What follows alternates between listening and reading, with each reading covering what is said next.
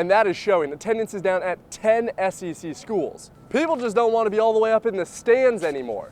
They want to be right here, up close and personal to the action. That's why schools like Mizzou are favoring an increase in luxury seats at the expense of general admission seats, just to try and get you off your couch. After 51 years, hey, what's a few more nights if you're a St. Louis Blues fan? Good news for Drew Lock, he's off the board. Bad news for you Chiefs fans. You're gonna have to root against him 2 times a year. All he had to say, terrible game. The fans are all but gone now from what was a raucous watch party. All that's left are some vendors, a lot of porta potties, and even more trash, which seems oddly symbolic for the kind of night it was if you are a Blues fan. It sounds cliche, but this is a night that decades from now, people across the city will look back and go, I remember where I was the night that we got the cup. Elsewhere in Columbia, there's a college softball player who's been in college now for 2 years, but has yet to play a game. Hers is a story of pain and perseverance. She appreciates every day for what it is and the opportunity to get to play, because she thought her days were over. Carly Bush-Joe's softball story began as an ordinary one, a beginning molded by family. I started when I was 7 or 8, just gone from there, and ever since then it's been my passion. A passion through pain. Her softball career was temporarily cut short by 7 foot surgeries in high school. For my own health, I didn't know if my feet would allow me to keep playing. Her feet failed her, and Carly left softball behind, choosing to go to Mizzou her freshman year, but she couldn't stay away from the game. After I decided to take the year off and my feet were getting back to normal and they were no longer hurting me, I decided to give it a go again. That sparked an email. And an opportunity. I got to practice with them, and I got to try out, and that's why I'm here. Here, just 7 blocks north of Mizzou, playing for Coach Wendy Spratt. I had a hard time realizing that she was only a freshman because I think she's mature beyond her age.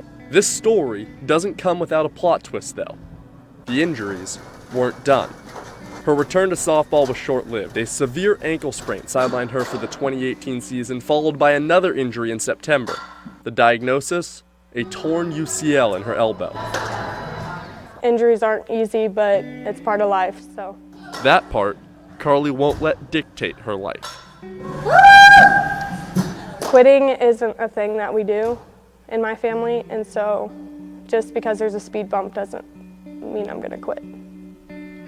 I knew that was the kind of person she was to begin with because she had been through so much already that she doesn't take things for granted like other athletes. Now, after 6 months of rehab, Carly is looking forward to her first game at Columbia College with an appreciation for her past. I wouldn't change anything at all because it has given me opportunities that no one else has gotten. Carly's story isn't finished yet. It may have a happy ending, but either way, she'll be there as a teammate with a smile on her face.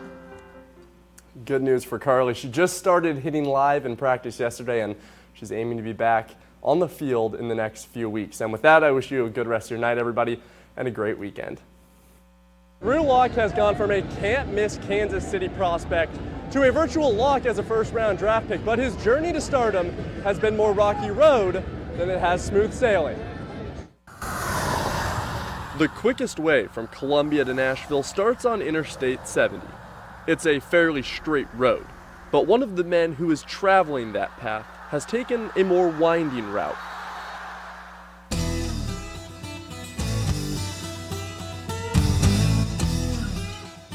A Lee's Summit native, Drew Lock's Mizzou journey 2 hours down the road in my own backyard was paved by tigers. He is, after all, a true son of a true son. Drew's father played here, like Drew's grandfather before him.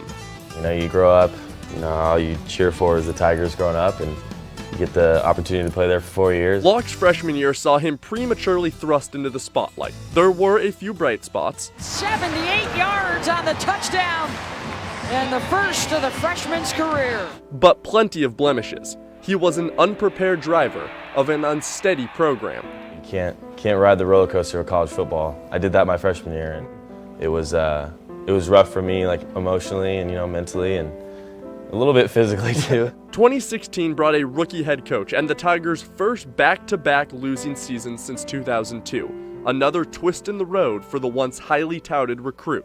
The road straightened out during Locke's junior season. He shot up the Mizzou record books with 44 touchdown passes. That's the new SEC record, and he extends the Missouri record to 41. 2018 brought a more precise and polished quarterback, and 8 wins, his most as a Tiger.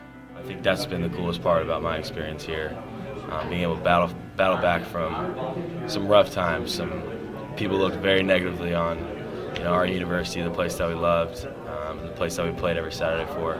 National championships and Heisman trophies often define top NFL quarterback prospects. Drew Lock's journey hasn't gone that smoothly, but now he waits, just like the rest of them, for their name to be called, their dream fulfilled. It's uncertain how long Drew Lock will wait to hear his name Thursday night, but whichever way he goes, his path to the NFL will soon be cemented. When you look at Wednesday evening in isolation, it was just another sporting event in Boston. But when you take a step back and look at the big picture, well, it's a whole lot more than that.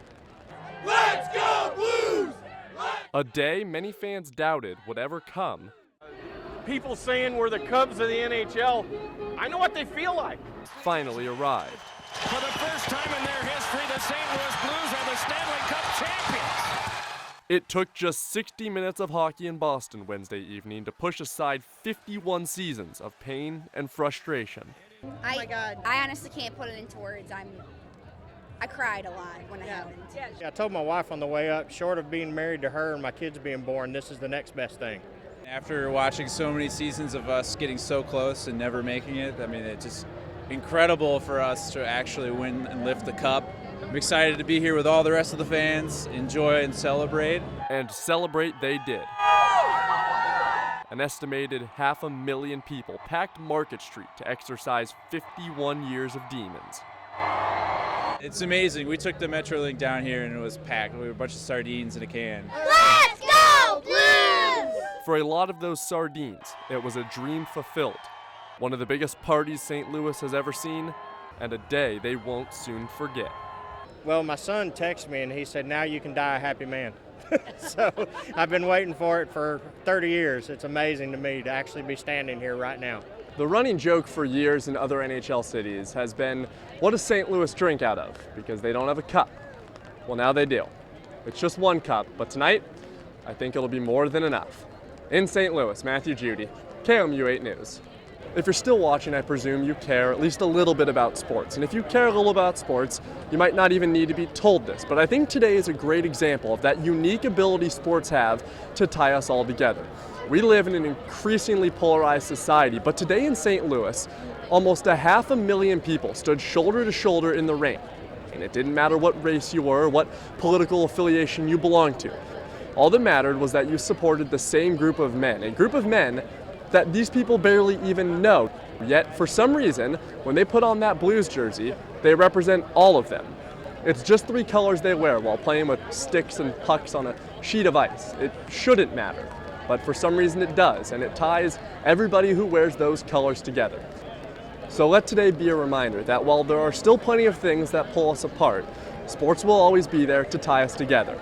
And I think that's a pretty cool thing. So here's to you, St. Louis, and here's to hoping you don't have to wait another 51 years to taste Lord Stanley's Cup once again. In St. Louis, Matthew Judy, KOMU 8 News. Sports Desk, KOMU 8 Sports. We're going on attack, and bring it on. Missouri football head coach Barry Odom going on the offensive this afternoon. And good evening, everybody. We've got a lot to get to tonight. High school basketball highlights, a battle of ranked teams at the Hearn Center, and basketball for a good cause. But we begin tonight with the sanctions that have rocked Mizzou athletics today. Barry Odom held his first public press conference since the news broke that his team will be ineligible for postseason play next season. Odom's attitude, however, hints at more resilience. If the Committee on Infractions doesn't take a stand on this through the appeal, then it leaves a lot of gray area out there on how to handle the approach of doing everything you're supposed to do.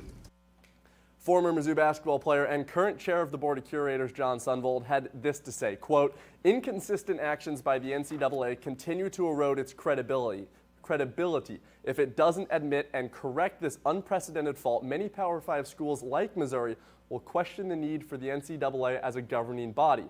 As our appeal moves forward, I appreciate the support of the SEC and Commissioner Greg Sankey.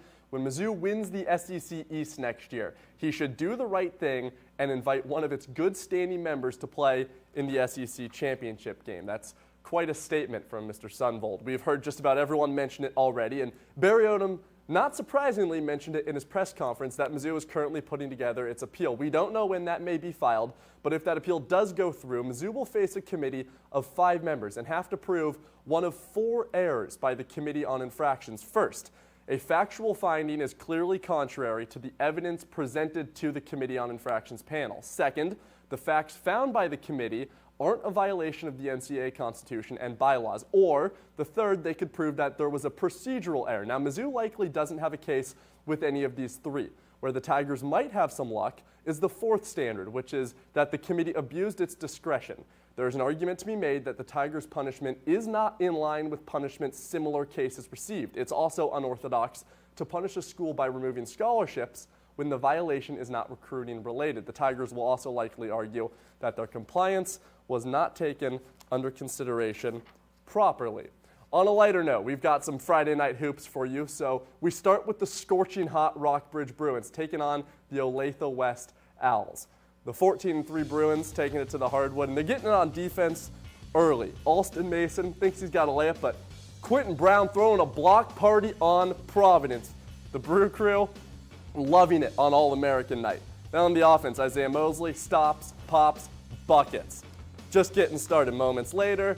Mosley from the corner, nothing but net. Later in that quarter, DeJuan Harris, cross court, hits Noah Patrick, give him all 3. We'll go to the third quarter now. Brown, get on my poster. Rockbridge rolls 88-66. Let's head up north. Battle taking on Moberly today in front of a packed crowd at Moberly High. Right after tip-off, we got a cool moment here.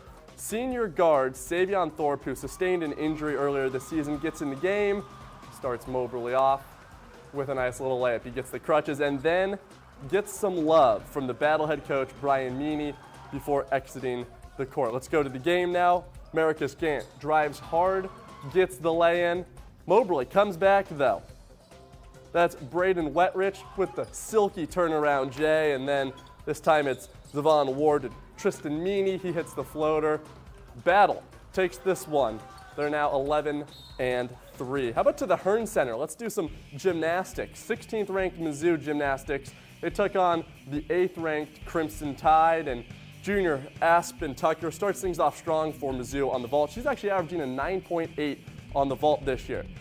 Later in the vault session, Morgan Porter. She's almost averaging a 9.8 on the vault. I don't know how they do that. My legs would snap if I tried to land like that.